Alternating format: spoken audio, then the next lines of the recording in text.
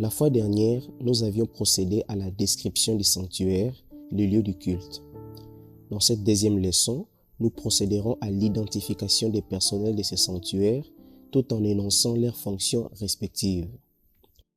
Pour commencer, la question que nous nous posons ici c'est qui est-ce qui devait servir dans les sanctuaires? Par service ici, il faut entendre exercer une fonction sacrée, autrement dit, les sacerdoces. Le verbe servir dans ce contexte vient de l'hébreu ka'an.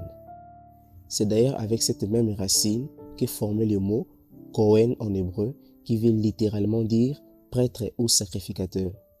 Nous allons y revenir. Avec ces éclairages, on peut reformuler notre question en la posant de cette manière. Qui est-ce qui pouvait exercer les sacerdoces dans le sanctuaire? On répond à la question, c'était les descendants de Lévi.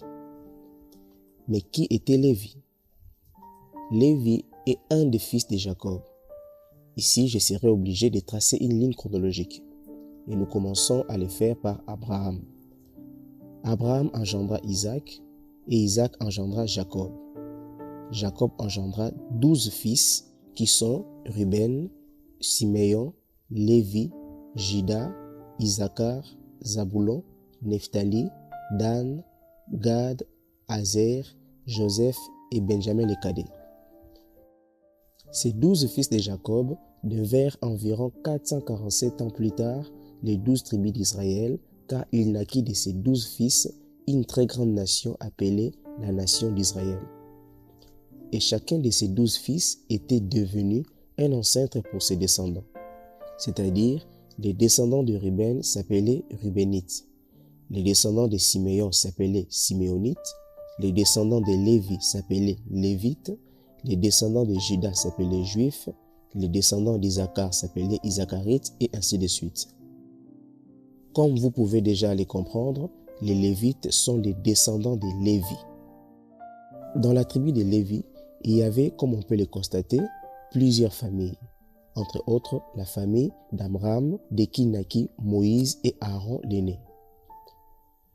Après que le Seigneur eut appelé Moïse à son service, il lui dit, après la sortie du pays d'Égypte, dans Exode 28:1, « Fais approcher de toi Aaron, ton frère, et ses fils, et prends-les parmi les enfants d'Israël pour les consacrer à mon service dans les sacerdoces. » Dieu cite Aaron et les fils d'Aaron, à savoir Nadab, Abihu, Éléazar et Ithamar. En effet, Aaron était souverain sacrificateur ou grand prêtre, à Kohen Agadol, et ses 4 fils étaient sacrificateurs ou prêtres. À part ceci, il y avait aussi, parmi ceux qui devaient œuvrer dans le sanctuaire, les Lévites. On peut le voir dans Nombre 1:50 lorsqu'il est dit « Remets aux soins des Lévites le tabernacle du témoignage, tous ses ustensiles et tout ce qui lui appartient. Ils porteront le tabernacle et tous ses ustensiles. Ils en feront le service et ils camperont autour du tabernacle. » Parole du Seigneur. Donc, parmi les personnels du sanctuaire, on trouvait les grands prêtres, les prêtres ainsi que les Lévites. Gloire à Dieu. N'oubliez pas qui étaient les Lévites. Les Lévites sont les descendants de la tribu de Lévi, comme Moïse et Aaron d'ailleurs. Mais seulement, dans cette tribu, Dieu avait choisi d'élever Moïse et Aaron. C'est ainsi qu'il plaça Aaron comme souverain sacrificateur ou grand prêtre, et ses fils biologiques comme sacrificateurs ou prêtres. Et il donna à Aaron et à ses fils comme assistants les Lévites qui n'étaient rien d'autre que tout mâle parmi les descendants de la tribu de Lévi. Comme pour dire, tous les sacrificateurs étaient Lévites, donc descendants de Lévi, mais tous Lévites n'étaient pas sacrificateurs ou prêtres, puisque tous les Lévites n'étaient pas fils biologiques d'Aaron. C'est clair. Seule la descendance d'Aaron, qui sont d'ailleurs eux-mêmes Lévites, pouvait être sacrificateurs ou prêtres. Dieu avait choisi la lignée d'Aaron à perpétuité pour qu'il servisse comme prêtre dans le sanctuaire de Dieu. Voyons présentement les fonctions de ceux-ci dans les sanctuaires. Je tiens à préciser que les termes prêtre et sacrificateur sont synonymes. Ils viennent tous les deux du même mot en hébreu, Kohen. Seulement, lorsqu'on utilise le mot prêtre, on veut juste mettre l'emphase sur la fonction de celui qui préside aux cérémonies du culte. Et lorsqu'on emploie le mot sacrificateur, on veut mettre l'emphase sur les sacrifices à offrir, l'objet par lequel s'accomplit la cérémonie du culte. C'est seulement ça. Alors, on peut maintenant épingler le rôle de chacun. Commençons par les grands prêtres. Celui-ci était chef spirituel et intermédiaire entre le peuple et Dieu. Dans cette casquette de chef spirituel, il assurait la police du culte. C'est d'ailleurs très classique comme rôle. Étant que chef, il devait s'assurer du bon fonctionnement des cérémonies du culte. Et en tant qu'intermédiaire, il devait intercéder pour le peuple. Le grand prêtre faisait aussi expiation du péché du peuple et même de son propre péché avec les sangs d'animaux une fois par an, au jour des expiations appelé en hébreu Yom Kippour. Et en ce jour, lui seul pouvait entrer dans le lieu très saint et offrir des parfums sur l'autel de parfum. On peut le voir dans Exode 36 à 10.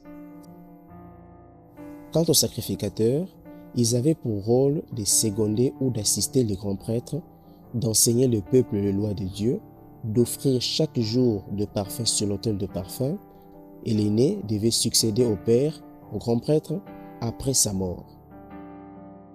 Comme pour dire que le sacerdoce ne devait jamais quitter la lignée d'Aaron. On peut voir ce que je vous dis dans Exode 28, 41, Deutéronome 24, 8, Lévitique 10, 1 à 2 et Lévitique 16, 32. Pour ce qui concerne les Lévites, ils devaient servir à la place du peuple, en l'occurrence à la place des premiers-nés des fils d'Israël. Ils devaient aussi assister le prêtre dans le service, s'occuper de l'entretien du sanctuaire, de se charger des péchés du peuple, de prélever la dîme sur le peuple. Les Lévites étaient aussi chantres, scribes, artisans, architectes et j'en passe. On peut voir ce que je vous dis dans Nombre, chapitre 3, versets 6 à 10, lorsqu'il est dit « Fais approcher la tribu de Lévi et tu la placeras devant le sacrificateur Aaron pour qu'elle soit à son service. Ils auront le soin de ce qui est remis à sa charge et à la garde de toute l'ensemble.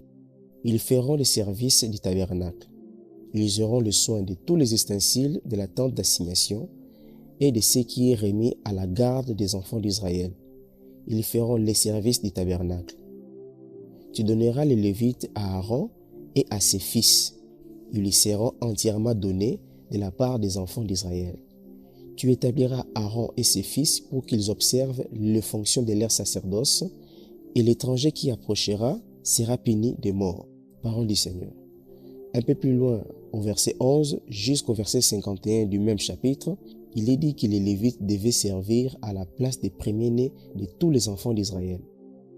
La même idée est encore reprise dans Nombre 18, 21 à 32, lorsqu'il est dit que les Lévites se chargeront du péché du peuple et serviront à leur place.